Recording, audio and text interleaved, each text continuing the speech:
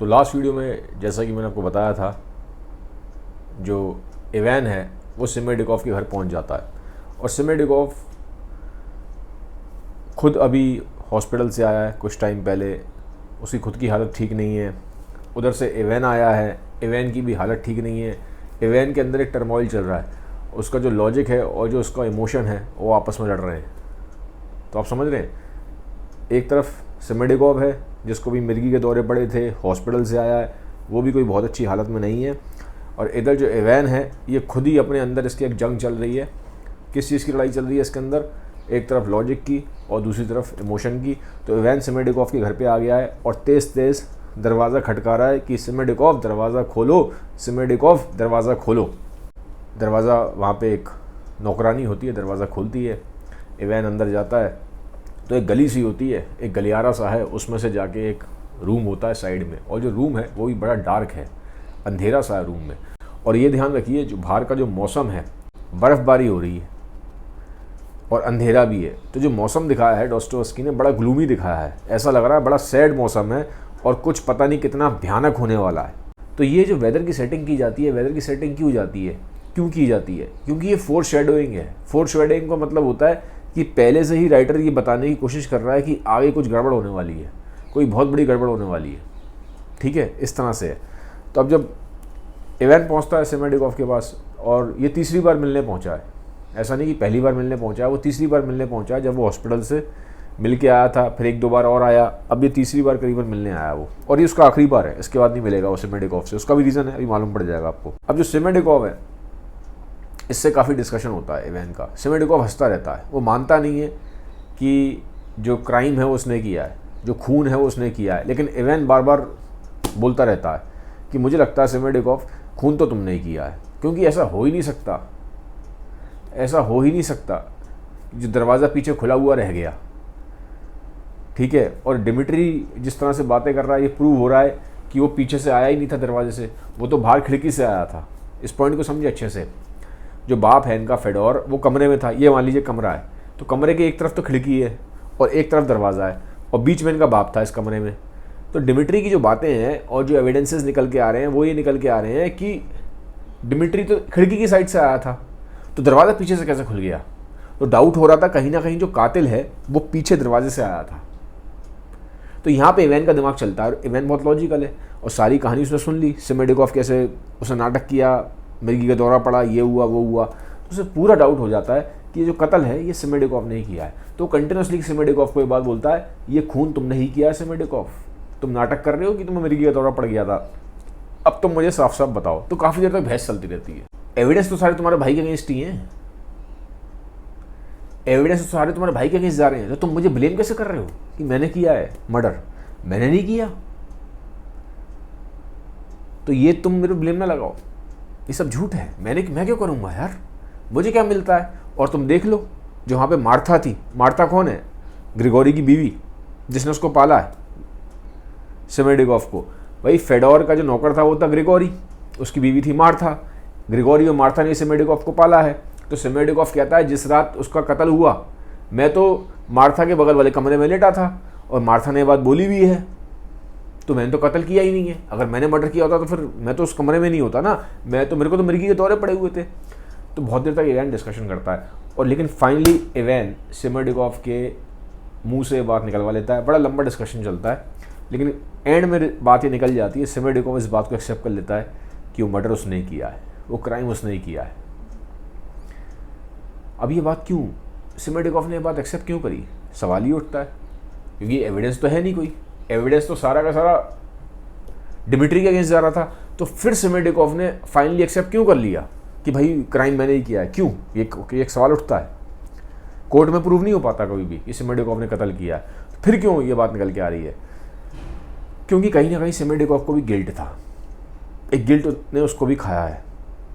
पहली चीज़ ये, गिल्ट उसको भी खा रहा था। दूसरा, गिल्ट इवैन को भी खा रहा था, कंटिन्यूसली ये गिल्ट इवैन को भी खा रहा था कि कहीं ना कहीं मैं भी जिम्मेदार हूँ मर्डर में। क्योंकि इवैन की ये जो थ्योरी थी, अब इस पे बात होती है, इवैन की जो थ्योरी थी कि without God everything is permitted, ये डिस्कशन वहाँ हुआ था फादर जोसेमा के साथ बहुत स्टार्टिंग में किताब के। तो वहाँ तो ये थ्योरी निकल के आई थी कि भैया जब गॉड ही नहीं है सब कुछ परमिट कर दो। अब ये आइडिया को सिमेडिकॉफ ने ले लिया, ये आइडिया इवैन ने उसके दिमाग में डाल दिया और इसी आइडिया को लेके सिमेडिकॉफ ने खून कर दिया। और सिमेडिकॉफ बोलता भी है इवैन को, तुम तो अब क्या गिल्ट की बातें करते हो, तुम इस तरह की बातें करते हो, तुमने तो खुद ही कहा था कि जब गॉड ही नहीं है तो सब कुछ परमिट है। तो गॉड है ही नहीं, अब इवैन तुम्हें क्या हो गया, क्या तुम गॉड को मानने लग गए क्या हैं? तब तो बड़ी बड़ी बातें कर रहे थे कि सब कुछ लॉजिक होता है, क्रिटिकल थिंकिंग होती है, ये होता है वो होता है। अथीस्ट हूँ मैं, एक तरह से तुम अथीज्म का वो कर रहे थे, अथीज्म को सपोर्ट कर रहे थे, तो कहाँ गई तुम्हारी नास्तिकता? उड़ गई सब हवाबाजी थी तुम्हारी, हवाबाजी। क्या हुआ इवैन? अब तुम्हारे हाथ क्यों कांप रहे हैं, तुम्हारे पैर क्यों कांप रहे हैं, तुम्हारा चेहरा फीका क्यों पड़ा हुआ है? अब लगाओ ना अपना लॉजिक। कहाँ गया लॉजिक, कहाँ गया तुम्हारा अथीज्म, कहाँ गई तुम्हारी नास्तिकता? बड़ी बड़ी बातें करते थे, अब जब चीजें हो रही हैं, लाइफ उतर के आई है, एक्सपीरियंस हुआ है, तो हवा गुल्लो हो गई तुम्हारी। अब कर लो ना लॉजिक से डिफाइन, कर लो डिफेंड अपने आप को, क्यों नहीं कर पा रहे? इवैन की हवा खराब हो गई है, तोते उड़ गए उसके इवैन के। सिमेडिकॉफ कहता है मैंने मर्डर किया है तुम्हारे बाप का, पर असली मर्डर तो तुम हो, क्योंकि जो आइडिया है तुमने डाला है, मैंने तो खाली आइडिया को एग्जीक्यूट किया है। तुमने ही बोला कि गॉड है ही नहीं, कुछ भी करो, तो मैंने मर्डर कर दिया। लेकिन अगर तुमने मेरे दिमाग में आइडिया ना डाला होता तो मैं मर्डर नहीं करता।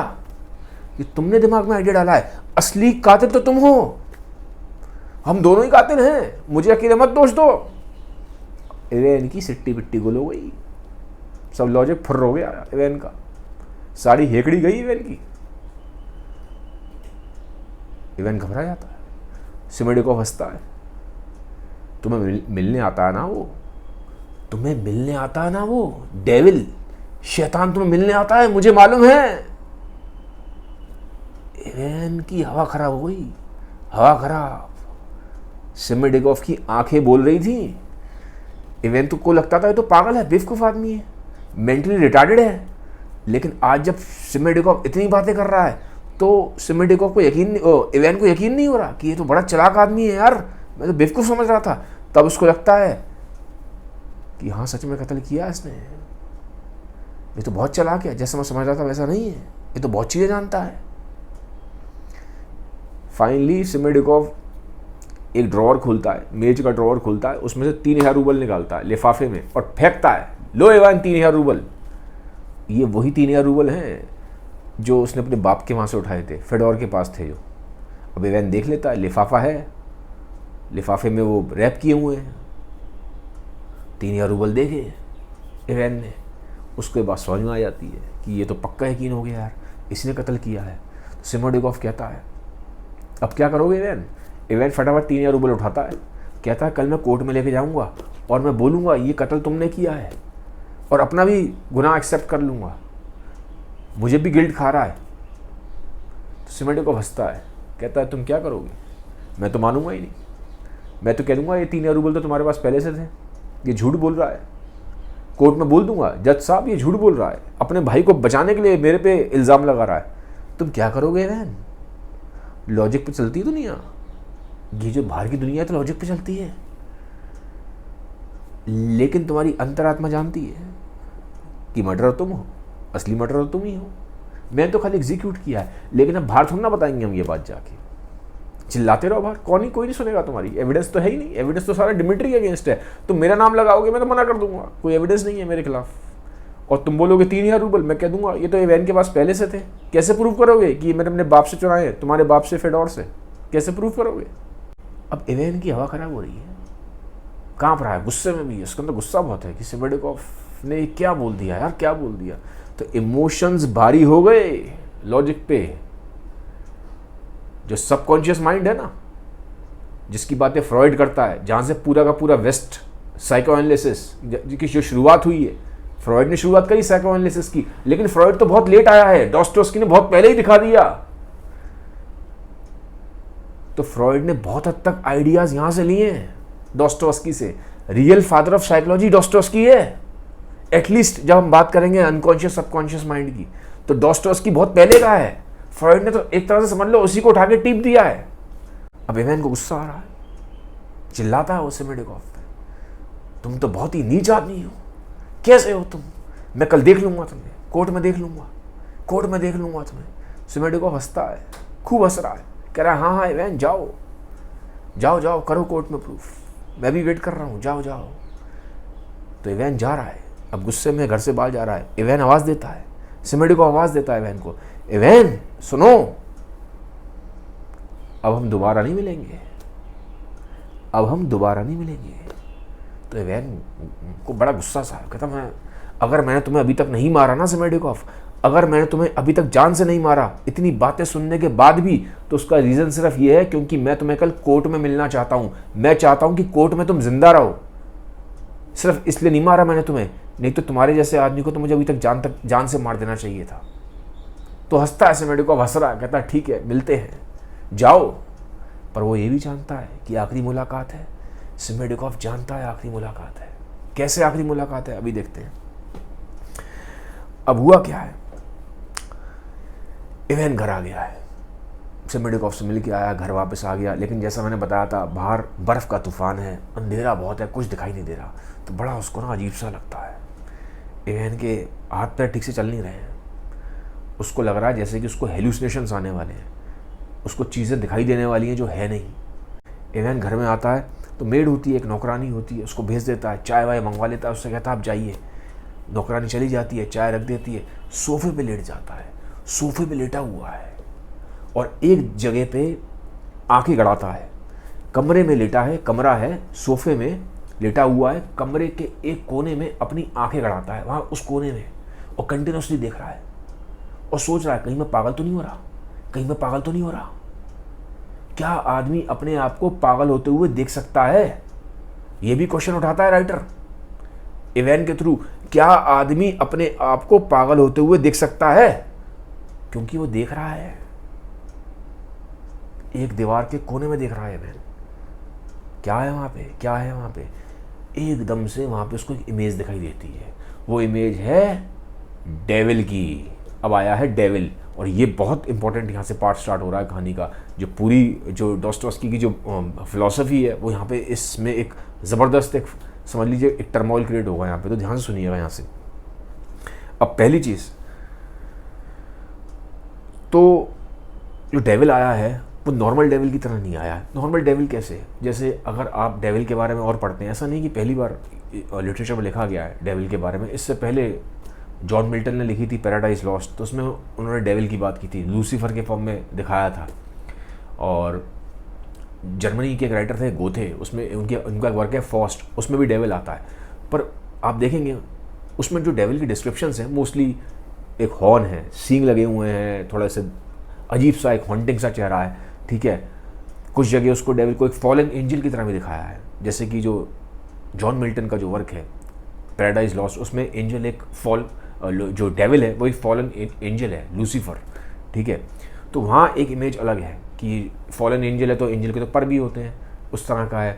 गौथे का जो फर्स्ट है उसमें तो जो डेविल है उसके सींग हैं, हॉर्न निकले हुए हैं, थोड़ा बड़ा डरावना सा है। लेकिन ये जो डॉस्टोव्स्की का जो डेविल है ये डिफरेंट है। डिफरेंट कैसे है कि एक जेंटलमैन की तरह आया, सूट बूट सा पहने हुए हैं उसने, पुराने ज़माने का आदमी लग रहा है, पुराना सा सूट पहना है, पर आया सूट बूट पहन गया, टाई वाई लगा के आया है, ऐसा लग रहा है उसमें कि बड़ा ही कोई जेंटलमैन टाइप का आदमी है। और बात भी बड़ी पोलाइटली कर रहा है। कोई डेविल ऐसा नहीं है कि बड़ी डरावनी सी आवाज़ें निकाल रहा है, कोई भूत प्रेतों जैसी आवाज़ें निकाल रहा है, बड़ी जेंटलमैन वाली सॉफ्ट और पोलाइट आवाज़ है उसकी। तो इवैन को समझ में नहीं आता, डाउट करता रहता है कहीं मैं इमेजिन तो नहीं कर रहा हूँ, कहीं हेलुसिनेशन तो नहीं हो रहे हैं मुझे। तो आप सोचिए डॉस्टोव्स्की इन चीज़ों के बारे में लिख रहा है जब साइकोलॉजी और साइकेट्री की फील्ड तो थी भी नहीं, एग्जिस्ट ही नहीं करता था साइकोलॉजी साइकेट्री। तो डॉस्टोव्स्की ने तो बहुत पहले ही उसकी एक जो रूट है, जो बुनियाद है वो रख दी फील्ड की अपने कहानियों के थ्रू, और कहानियाँ ज़्यादा पावरफुल है। फिर अब क्या होता है, अब कॉन्वर्सेशन हुआ डेविल का और इवैन का। अब पूरी कॉन्वर्सेशन तो बहुत लंबी है, सब कुछ यहाँ कवर करना पॉसिबल नहीं है, मैं चाहूँगा आपसे रिक्वेस्ट करूँगा आप खुद पढ़िएगा, बट जो 3 मेजर पॉइंट है उस पर मैं बात करूँगा। 3 बड़े पॉइंट है। पहला पॉइंट क्या है, डेविल कहता है इवैन को तुमने मर्डर थोड़ा ना किया है, तुम क्यों परेशान हो रहे हो यार, तुम तो लॉजिक लगा रहे थे अपना। डेविल सरकास्टिक है, सरकाज़म यूज़ कर रहा है, टॉन्ट मार रहा है, तुमने कहाँ मर्डर किया है? तुमने तो लॉजिक की बात की थी यार, without God everything is permitted, है ना? ये तो सिमेडिकॉफ तो कम बुद्धि का आदमी है, मनबुद्धि आदमी है। मनबुद्धि आदमी तो कुछ भी समझ लेता है यार, उसका दिमाग ही ठीक नहीं है, कुछ भी परसीव कर लिया उसने। तुम्हारी क्या गलती है? तुमने तो लॉजिक लगाया है, तुमने यही तो बोला without God everything is permitted. तुमने तो मोरालिटी की बातें करी, बुद्धि कम है सिमेडिकॉफ में यार, लॉजिक है तुम्हारा। क्यों परेशान हो रहे हो? अपने लॉजिक पर डटे रहो भाई, हैं? पीछे क्यों हट रहे हो लॉजिक से? एक तरह से टोंट मार रहा है। ये डेविल कौन है पता है आपको? एवेन का ही सबकॉन्शियस है, एवेन का ही सबकॉन्शियस माइंड। वो हम सब के अंदर भी होता है सबकॉन्शियस माइंड हमारा, जिससे हम 24 घंटे जूझते रहते हैं। हम कहते हैं ना हमारा दिमाग खराब हो गया, दिमाग खराब हो गया। वो दिमाग खराब नहीं हो रहा होता, हमारा अंदर का ही सबकॉन्शियस है। वही सबकॉन्शियस जब बहुत ज़्यादा भारी हो जाए, बहुत ज़्यादा उसके अंदर गिल्ट हो जाए, तो बिल्कुल बाहर फटके आ जाता है। तो अब वही इवेंट को डेविल दिख रहा है, वो कह रहा है उससे लॉजिक लगाओ भाई, हैं? क्या परेशान हो गए? दूसरा पॉइंट, डेविल बताता है यार मैं तो बड़ा अच्छा आदमी हूं, मैं तो बड़ा अच्छा आदमी था, जबरदस्ती लोगों ने मुझे बदनाम किया है। वो कहता है मैं तो गॉड की प्रेज भी करता हूं, मैं तो गॉड के गुणगान भी करता हूं। अब कैसे बताता है? वो कहता है कि जब जो जीसस क्राइस्ट थे उनको जब क्रूसीफाई किया गया था, तो उनके साथ में 2 थीफ और थे। अपने लास्ट मोमेंट्स में कहते हैं अगर आपने डिवाइन को याद किया है तो डिवाइन आपके जो सिंस होते हैं उनको माफ़ कर देते हैं, और ये होता भी है। बाद में जब क्राइस्ट हेवन की तरफ जाते हैं तो उस थीफ को भी अपने साथ लेके जाते हैं। तो ये दिखाया गया जो डिवाइन है वो कितने मर्सीफुल हैं। तो अब वहाँ पे डेविल बताता है इवेन को कि मैं भी था वहाँ पे, मैं भी उस पूरे इंसिडेंट को विटनेस कर रहा था, तो मेरा भी मन किया कि जो क्राइस्ट हैं उनके लिए मैं गुणगान करूं, बोलूं, praise be to the divine. मैं चाहता था क्योंकि क्राइस्ट ने उसके सिंस को माफ़ किया, थीफ के सिन को माफ़ किया और उसको भी अपने साथ हेवन ले गए। तो मैं बड़ा खुश हुआ डिवाइन की मर्सीफुलनेस को देख के, लेकिन मैं बोल नहीं पाया कि praise be to the divine. क्यों? क्योंकि अगर मैं ऐसा बोलूँगा तो फिर तो मैं डेविल रहा नहीं, क्योंकि मैं तो बैटल में हूं ना डिवाइन के साथ, तो मैं कैसे प्रेस कर सकता हूं? चाहते हुए भी नहीं कर सकता। तो ये मेरी मजबूरी है, क्योंकि अगर मैं डिवाइन के साइड हो गया तो इस दुनिया में ये जो कॉन्फ्लिक्ट है गुड और बैड का, ये खत्म हो जाएगा।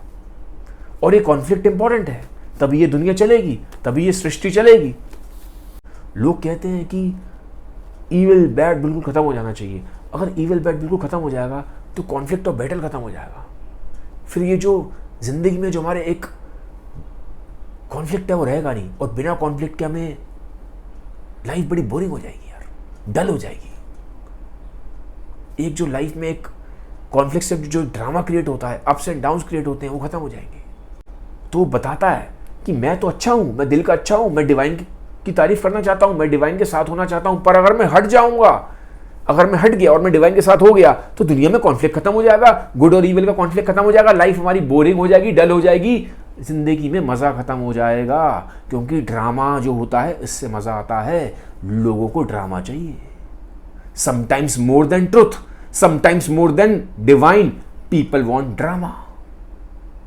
कभी लोग खुश होते हैं, कभी लोग दुखी होते हैं, कभी कहते हैं उनको अकेले रहना है, कभी कहते हैं हमें लोग चाहिए, कभी कहते हैं मुझे प्यार करो, कभी कहते हैं मेरे से दूर हो जाओ, मुझे अकेला रहने दो।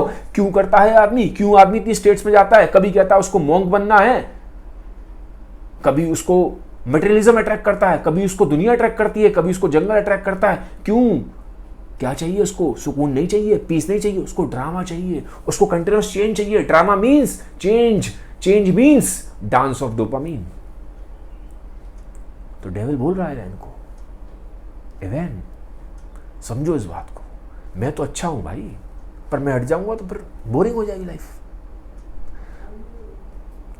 फिर एक पॉइंट बोलता हूं, तुमको पता है मैं एक दिन देख रहा था एक लड़की कन्फेशन कर रही थी। कन्फेशन कहाँ कर रही थी? प्रीस्ट को कन्फेशन होता है। और वो बता रही थी कि मेरा एक फिजिकल बॉन्ड बना एक मर्द के साथ, एक फिजिकल रिलेशन में आई होगी मर्द के साथ। तो वहाँ पे जो प्रीस्ट होते हैं वो कहते हैं दोबारा से, और इस बार किसी और मर्द के साथ, ये तो ठीक नहीं हुआ। पर लड़की कहती है मुझसे गलती हो गई, सिन हुआ है, मुझे माफ़ करे, रोने लग जाती है।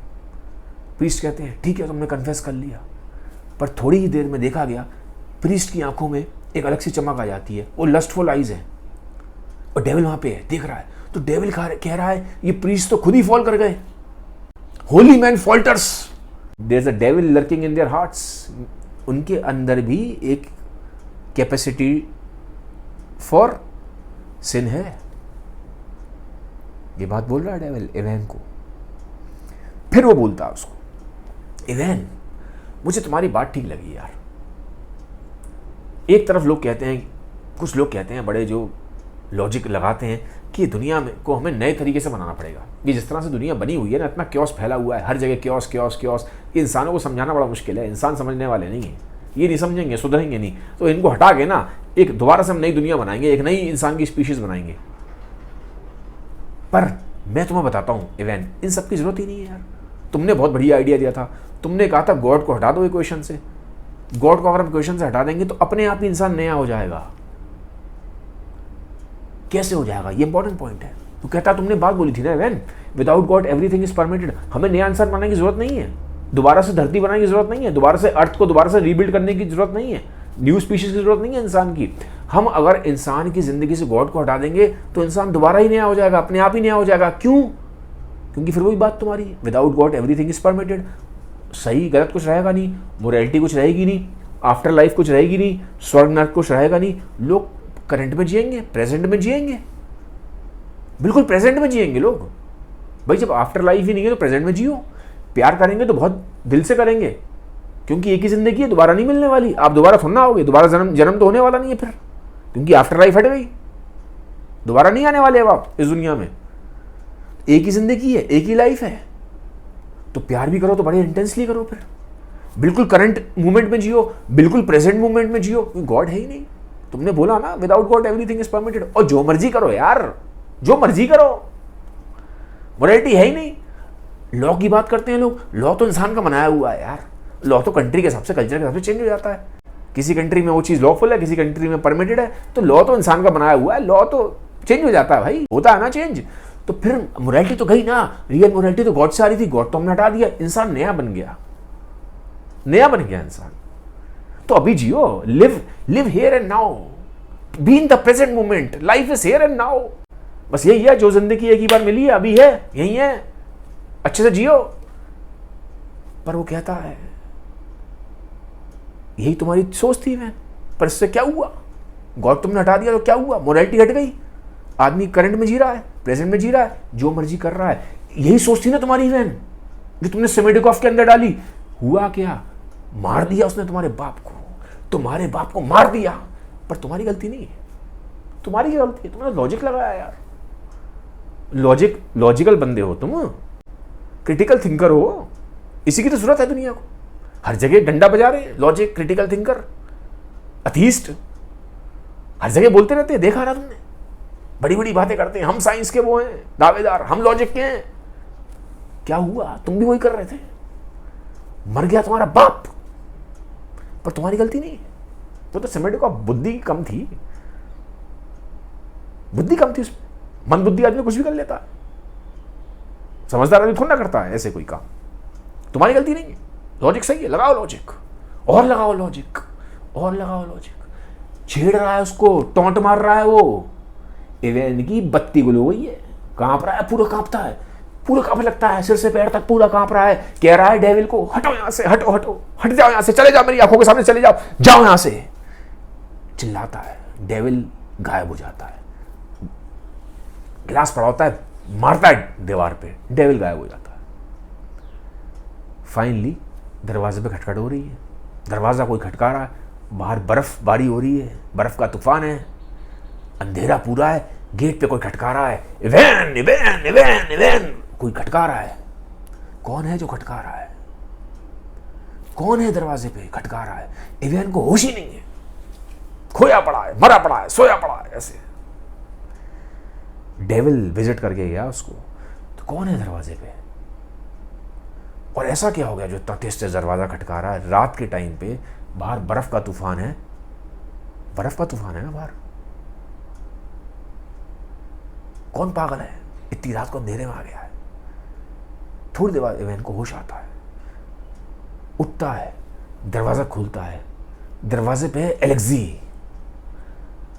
कहता क्या हो गया, रात को इतनी, वो वैसे घबराया हुआ है, इतनी रात को तुम आ गए एलेक्सी यार, पहले भी बोला था यार ऐसे मत आया करो यार, फिर रात को इतनी, देख रहे हो ना बाहर तूफान है बर्फ का, आ गए। एलेक्सी कहता है बात सुनो इवैन, बात सुनो। कहता क्या हो गया, घबराया हुआ है। एलेक्सी खुद पसीने पसीने में, हवा खराब है एलेक्सी की भी। अब इवैन घबरा जाता है, उसने कभी एलेक्सी को घबराए हुए देखा नहीं है। एलेक्सी को बहुत ही काम माइंड का माना गया है, कंपोज माइंड का माना गया है, वो तो कहानी का हीरो है ऐसा लगता है। वो ही घबराया हुआ है पूरा, आज तक नहीं देखा उसने इवैन ने एलेक्सी को ऐसा घबराया हुआ। कहता क्या हो गया मेरे छोटे भाई, क्या हुआ। वो कहता है सिमरडेकोव ने खुद को फांसी लगा ली, सिमरडेकोव ने खुद को फांसी लगा ली इवैन। मिलते हैं अगले वीडियो में, थैंक यू।